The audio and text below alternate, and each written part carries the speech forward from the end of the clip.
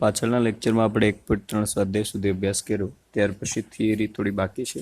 દિક્ક્રિયા આવે છે થિયરીમાં, જોઈ લઈએ.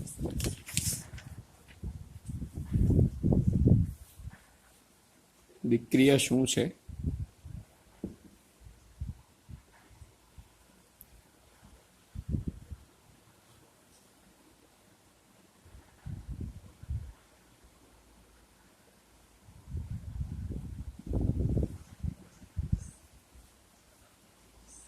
ગણ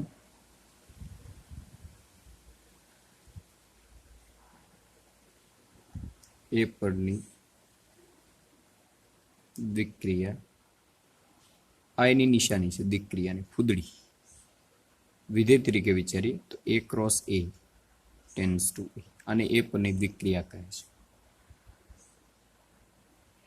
જો ગણ એમાં રહેલા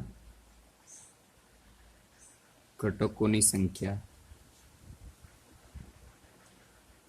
number of A equal to, for example m છે, તો કુલ દ્વિક્રિયાઓની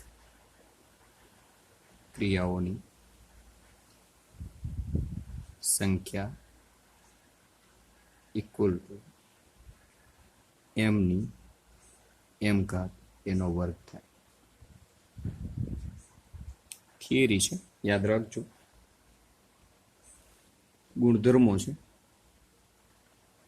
દાખલામાં પૂછાઈ શકે, સાબિત કરવાના. સમક્રમી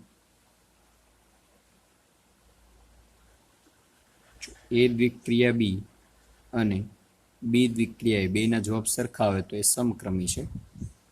જૂથનો નિયમ,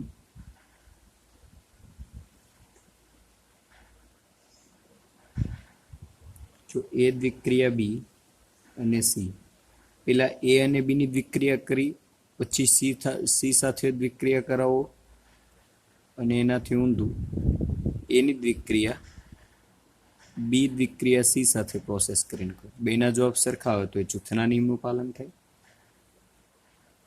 પછી છે વિભાજનનો નિયમ.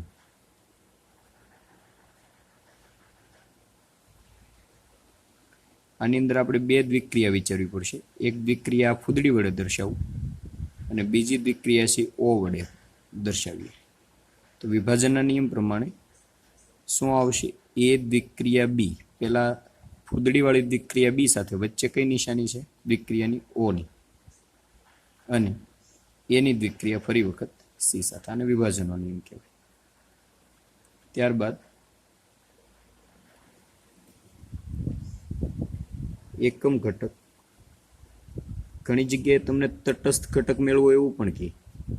બોર્ડની અંદર આવા દાખલા પૂછાય છે. કોને કહેવાય? કે કોઈ પણ ઘટકની દ્વિક્રિયા એવા કોઈની સાથે કરવામાં આવે કે જેથી એનો જવાબ એનો એ જ આવે.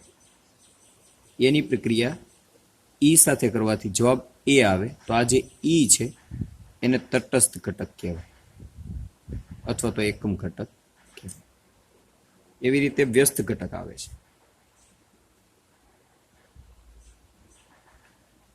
તો એની પ્રક્રિયા બી સાથે અથવા તો બી દ્વિક્રિયા એ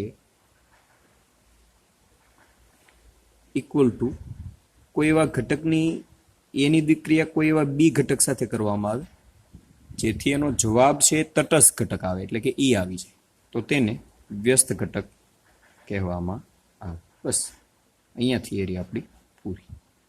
આટલી થિયરી સમજવાની છે.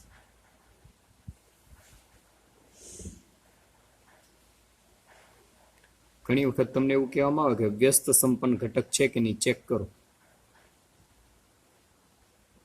તો વ્યસ્ત સંપન્ન ઘટક ક્યારે મળે? કે જ્યારે આ કન્ડિશનનું પાલન થાય તો એને વ્યસ્ત સંપન્ન ઘટક કહેવામાં આવશે. સ્વાધ્યાય જોઈએ આગળ.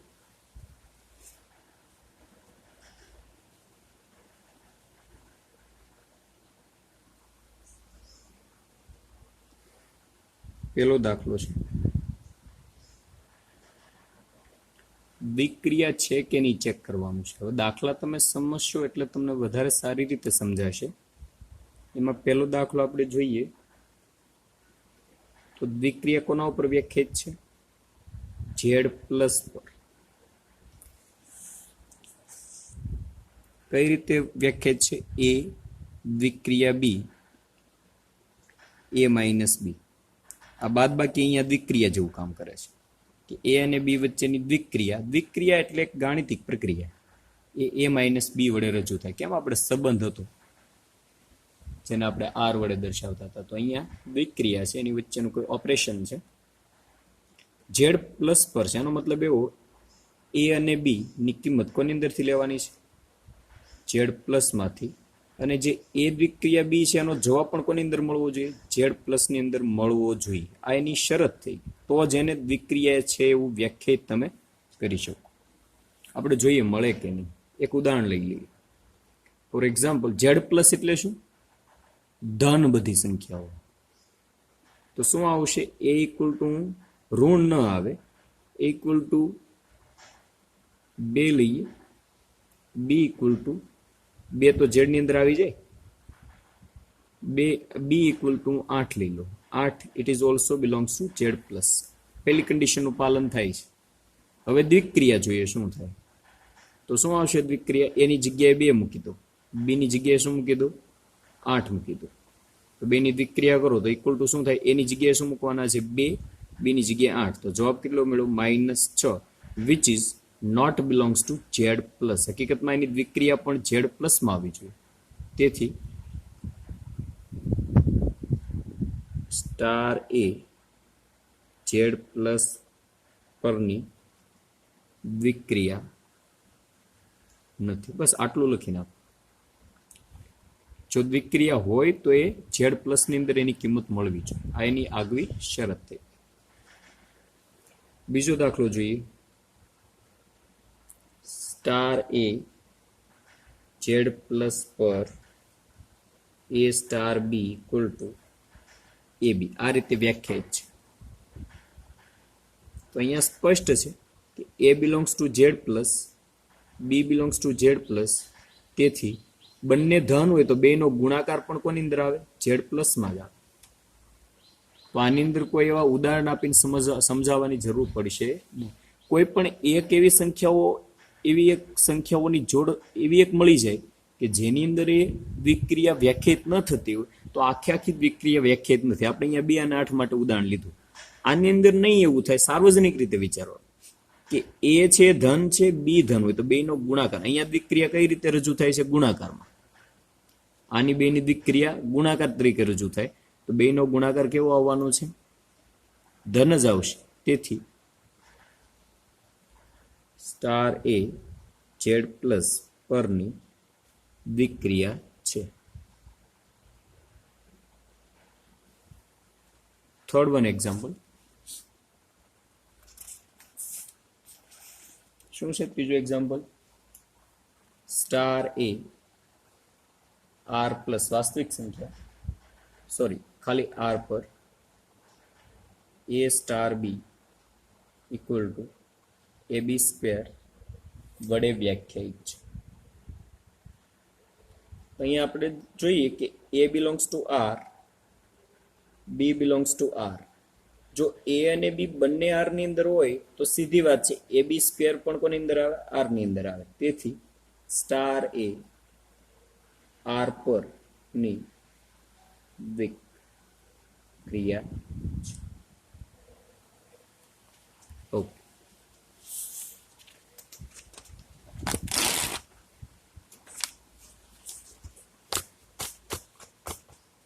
પછીનો દાખલો જે છે માનાંક વાળો છે.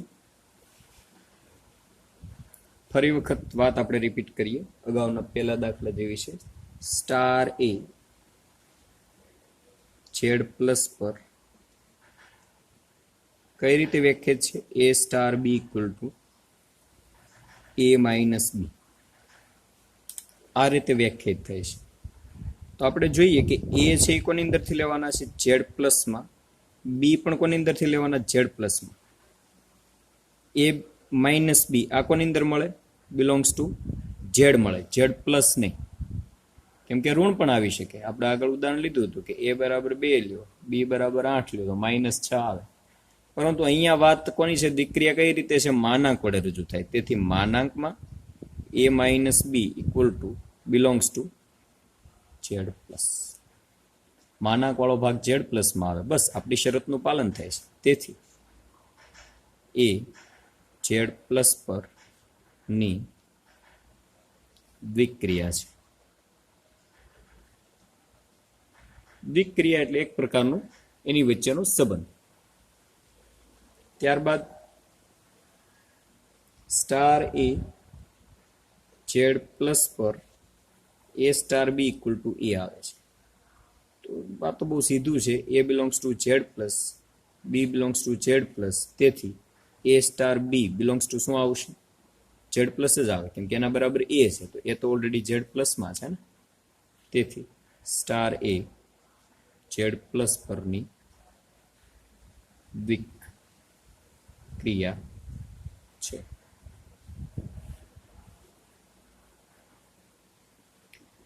Another example, second one.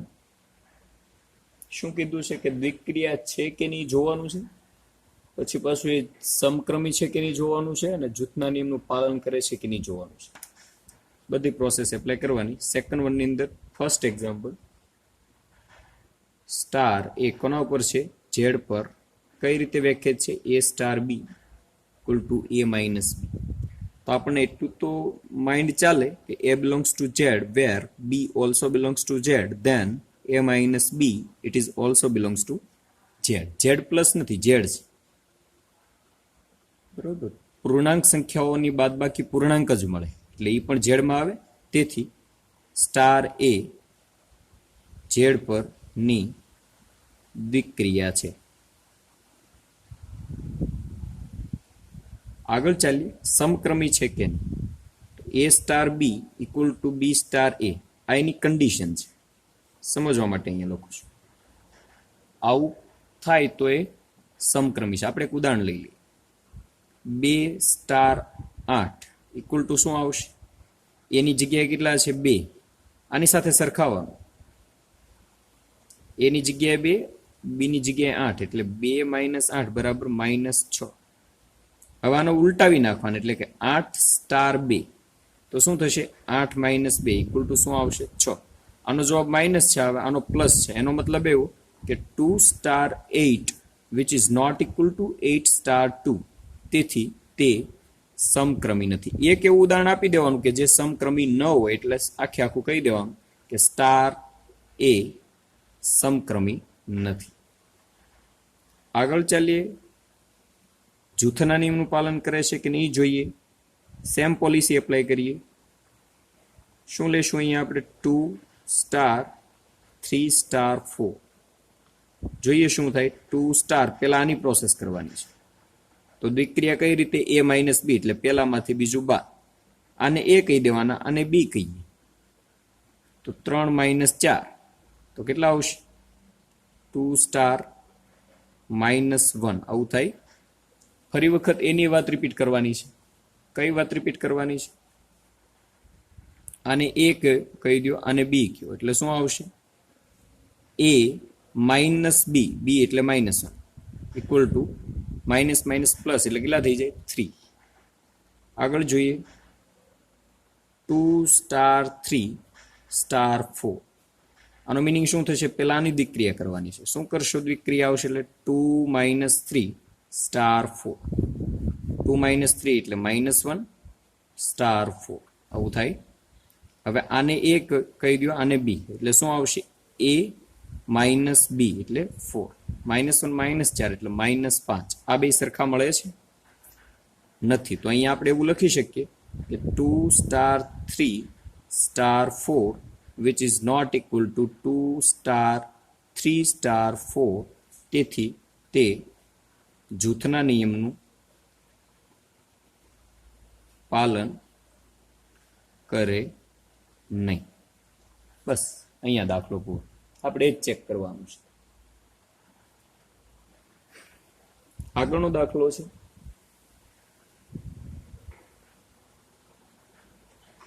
છેક બીજો, ત્રીજો, ચોથો અને પાંચમો. છઠ્ઠો એક હું ગણાવું છું. આટલા જે છે એ તમારે હોમવર્કમાં લખવાના છે. સેમ એકને એક પ્રોસેસ એપ્લાય કરવાની છે.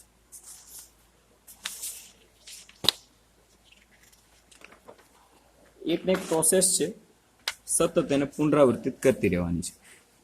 ક્રમના નિયમનું પાલન કરે તો સમક્રમી, જૂથના નિયમનું પાલન કરે છે કે નહીં, જૂથનો નિયમ લગાડીને ચેક કરવાનું છે. છઠ્ઠો દાખલો છે, r -1 પર a star b equal to a star. હકીકતમાં ન બોલે, આને વાંચવું એ કઈ રીતે વાંચવું પડે? a દ્વિક્રિયા b એવું વંચાય. આ તો હું બોલું છું સ્ટાર. હકીકતમાં તમારે બોલવાનું ક્યાંય થાય તો એ જ રીતે ઉચ્ચારણ કરવાનું છે. a દ્વિક્રિયા b, a upon b + 1. જોઈએ શું થાય છે. સૌપ્રથમ એ દ્વિક્રિયા છે કે નહીં ચેક કરવાનું છે. -1 લેવાની ના પડી. શા માટે? રીઝન ખબર હોવી જોઈએ. -1 લેશો તો આ જે છેદનો જે ભાગ છે એ શૂન્ય થઈ જાય, તો આ દ્વિક્રિયા અવ્યાખ્યાયિત થઈ જાય. એટલા માટે -1 લેવાના નથી. અહીં a belongs to r -1, b belongs to r -1. તેથી a upon b + 1 પણ શું આવશે? belongs to r -1.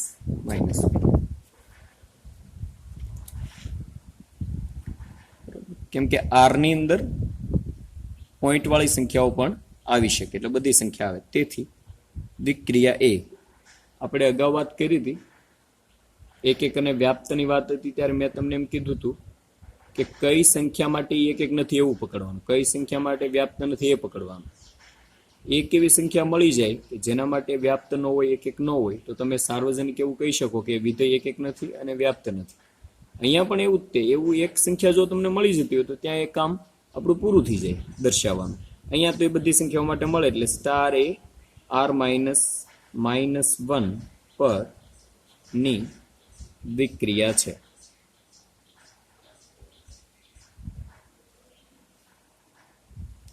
આગળ ચાલીએ. સૌ પ્રથમ ક્રમનો નિયમ જોઈએ. એક ઉદાહરણ લઈ લઈએ. 3 સ્ટાર 4 ઇક્વલ ટુ શું આવશે?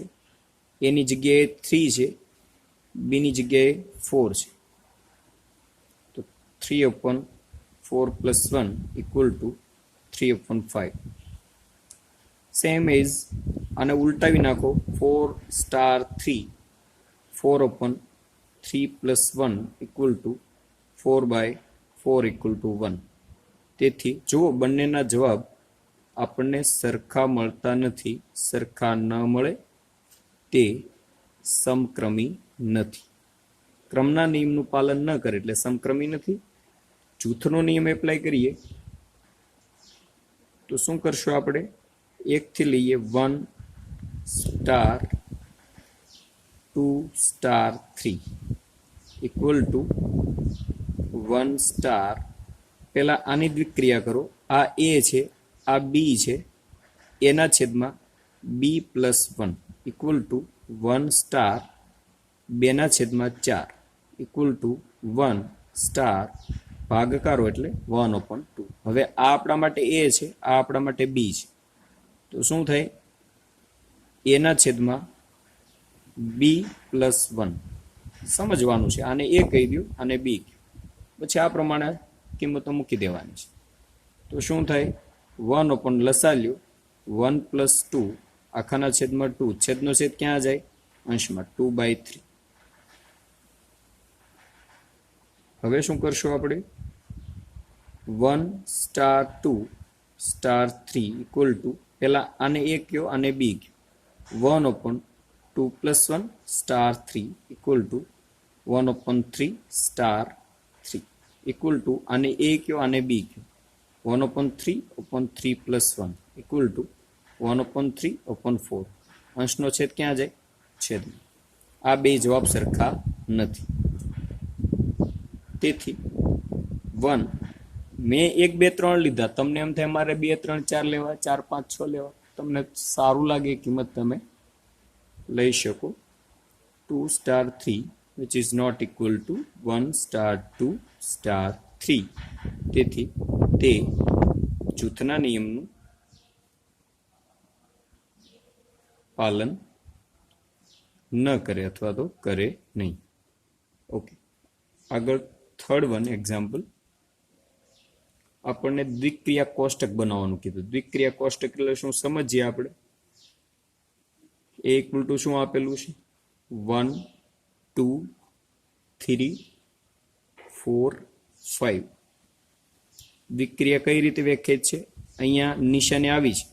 આ દ્વિક્રિયાનો સિમ્બોલ છે. આપણે સ્ટાર મૂકતા હતા, ઓ મૂકી શકો, અલગ અલગ એના સિમ્બોલ હોય. શું છે? મિનિમમ ઓફ એ બી. આનો મિનિંગ શું થાય કે એ અને બી માં જે મિનિમમ હોય એ આપણો જવાબ છે, નાનામાં નાનો. કોષ્ટક બનાવીએ. કોષ્ટક કઈ રીતે બનાવવું? તો અહીંયા કેટલી સંખ્યા છે? 5. તો ઊભી લાઈનમાં એ દર્શાવવાનું, આડી લાઈનમાં બી દર્શાવવાનું. 5 ખાના ડ્રો કરી નાખો. 3 4 અને 5. તમે થોડીક સ્કેલ લઈને યુઝ કરજો. 1 2 3 4 5.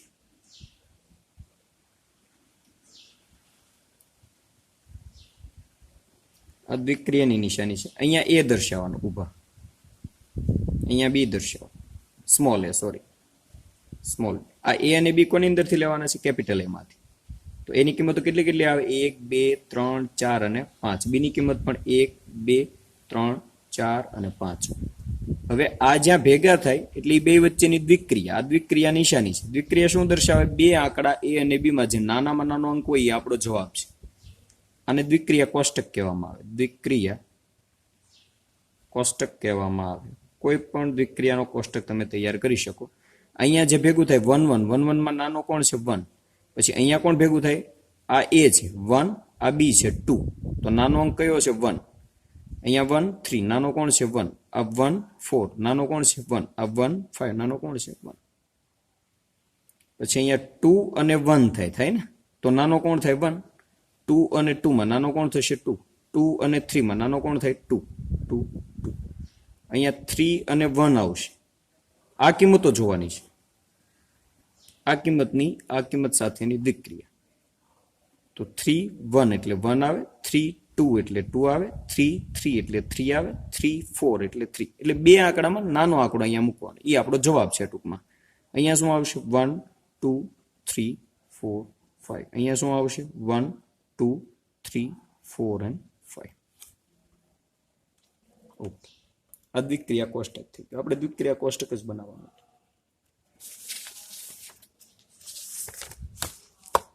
આગળ જોઈએ, ચોથો એક્ઝામ્પલ છે. શું કીધું છે એમાં? ગણ આપણે એને કેપિટલ એ કહી દઈએ. 1 2 3 4 અને 5.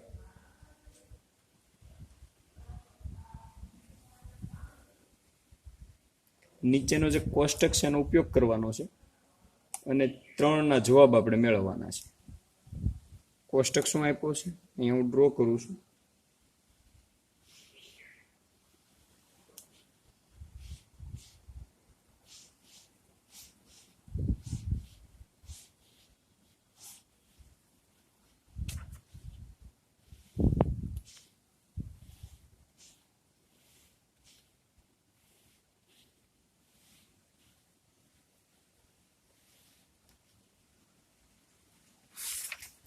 કોષ્ટક ઓલરેડી રકમમાં આપેલું છે.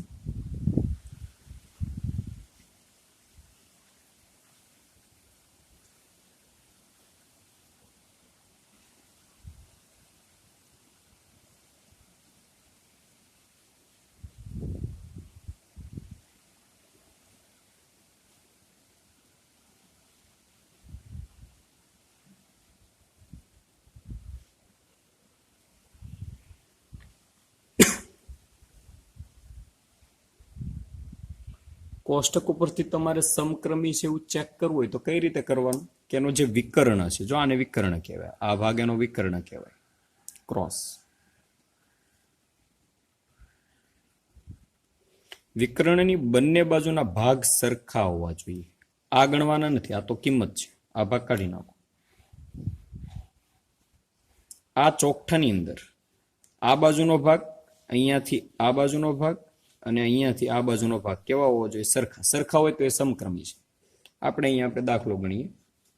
શું છે એની અંદર? પહેલા દાખલામાં શું કીધું છે કે 2 દ્વિક્રિયા 3 દ્વિક્રિયા 4, 2 દ્વિક્રિયા 3 દ્વિક્રિયા 4, આ બંને મેળવવાના છે. 2 અને 3 ની દ્વિક્રિયા જુઓ અહીંયા. પહેલો આંકડો 2, બીજો આંકડો 3. આ સ્મોલ a છે, આ સ્મોલ b છે. તો પેલા 2 છે એટલે અહીંયા 2 ગોતવાના, પછી 3 છે તો અહીંયા 3 ગોતવાના. એ જ્યાં ભેગા થઈ આપણો જવાબ. શું ભેગા થઈને જવાબ કેટલો છે? 1. એટલે આનો જવાબ 1 આવે. હવે કોનો જવાબ જોવાનો? 1 અને 4 નો. એટલે 1 અને 4 નો જવાબ શું છે? 1. એટલે આનો જવાબ 1 આવે. 2 દ્વિક્રિયા 3 અને 4 એટલે અહીંયા 3 અને અહીંયા 4 ભેગા થાય ત્યાં 1 છે એટલે એનો જવાબ 1 આવે. 2 અને 1 તો આ 2 છે અને અહીંયા 1 છે, ભેગા થાય ત્યાં જવાબ શું આવે છે? 1. ઓકે, ઈઝી છે. સમક્રમી છે તો જુઓ તમે, સમક્રમી છે. બંને બાજુના ભાગ કેવા છે? સરખા છે એટલે સમક્રમી છે. બરોબર, સમક્રમી છે. વિકર્ણની બંને બાજુના ભાગ, અથવા તો એવું કહી શકો કે વિકર્ણને બંને બાજુ સમમિત છે. સમમિત એટલે ભાગ સરખા હોય, એને સમક્રમી છે એવું કહી શકો. પછીનું જે છે ત્રીજો, એ તમારે એની અંદર ગણવાનો છે હોમવર્કમાં. 2 દ્વિક્રિયા 3 દ્વિક્રિયા 4 દ્વિક્રિયા 5. ફટાફટ લાવો ને ગણી નાખી. 2 અને 3 ની દ્વિક્રિયાનો જવાબ શું આવે? 2 અને 3 ની દ્વિક્રિયાનો જવાબ 1. 4 અને 5 ની દ્વિક્રિયાનો જવાબ શું છે? 4 અને 5 ની દ્વિક્રિયાનો જવાબ 1. 1 અને 1 ની દ્વિક્રિયાનો જવાબ શું? 1 અને 1. 1 જવાબ આવી ગયો. પાંચમું છે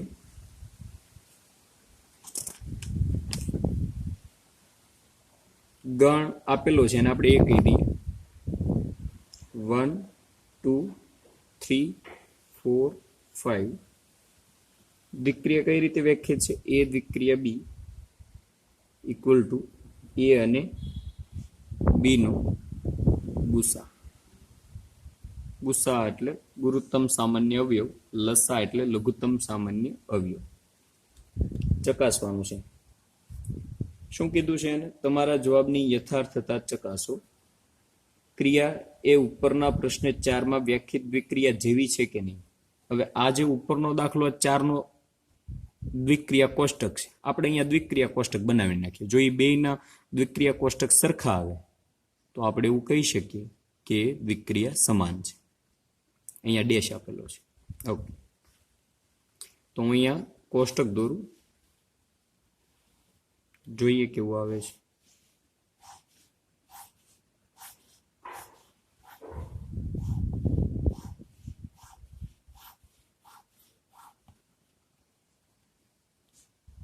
ટુ 3 4 5 1 2 3 4 5.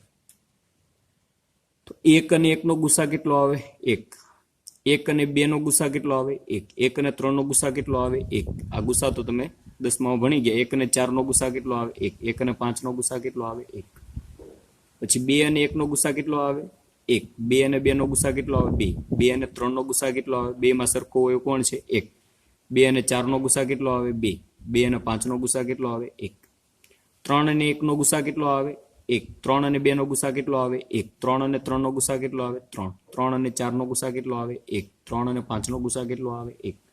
4 અને 1 નો ગુસા કેટલો આવે? 1. 4 અને 2 નો ગુસા કેટલો આવે? 2. 4 અને 3 નો ગુસા કેટલો આવે? 1. 4 અને 4 નો ગુસા કેટલો આવે? 4.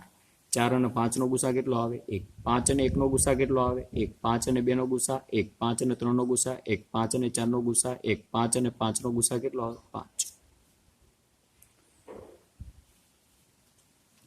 તો જોઈ લો, આ બે કોષ્ટક સરખા છે.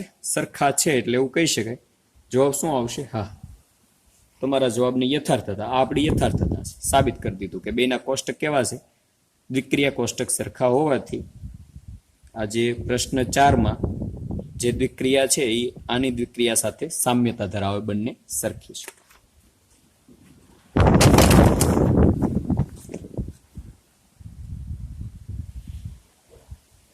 છઠ્ઠો એક્ઝામ્પલ છે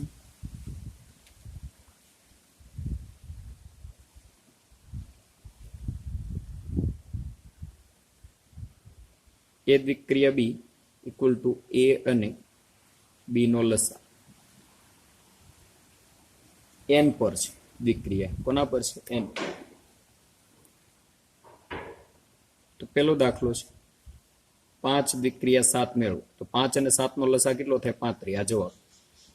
પછી 20 અને 100, 20 અને 100. તો 20 અને 16 નો લસા મેળવો કઈ રીતે મેળવતા હોય? તમે મેળવેલું જ હશે. 20 અને 100 બે વડે ભાગો, કેટલા આવે? અહીંયા 10, અહીંયા કેટલા આવે? 8. હજી બે વડે ભાગો, કેટલા આવે? 5. અહીંયા કેટલા આવે? 4. હજી બે વડે ભાગો 1. અહીંયા 2. હજી બે વડે ભાગો 1. સોરી, અહીંયા 5 ને 5 જ મૂકવા પડે. 1 નહીં થાય, 1 તો હજી બાકી છે. અહીંયા બે વડે ભાગો એટલે 1 આવશે. અહીંયા 1 આવી જાય એટલે 5 વડે ભાગો એટલે 5 ભાગ્યા 5 1 1. આનો બધાનો ગુણાકાર કરો, એ લસા કહેવાય. 5 ગુણ્યા 2 કેટલા થાય? 10, 20, 40 અને 80. આનો લસા 80. આ જવાબ છે. ઓકે.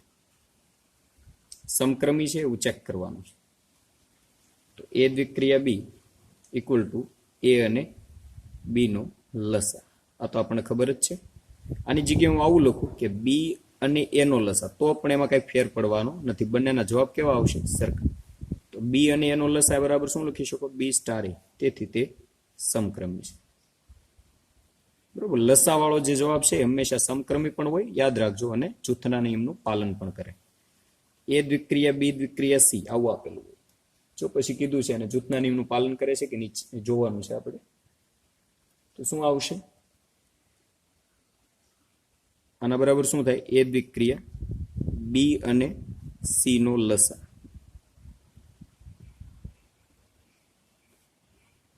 આનો અને આનો દ્વિક્રિયા લગાડો એટલે શું થાય? એ બી અને સી નો લસા, ત્રણેયનો લસા એવું થાય. એની જગ્યાએ આવું લખો એ દ્વિક્રિયા બી દ્વિક્રિયા સી. તો આનો શું થશે? એ અને બી નો લસા દ્વિક્રિયા સી. તો આનું શું થશે? એ બી અને સી નો લસા. બેના જવાબ કેવા આવશે? સરખા આવશે. તેથી તે જૂથના નિયમનું પાલન કરે. ઓકે, અહીંયા આપણે આપણો લેક્ચર પૂરો કરીએ.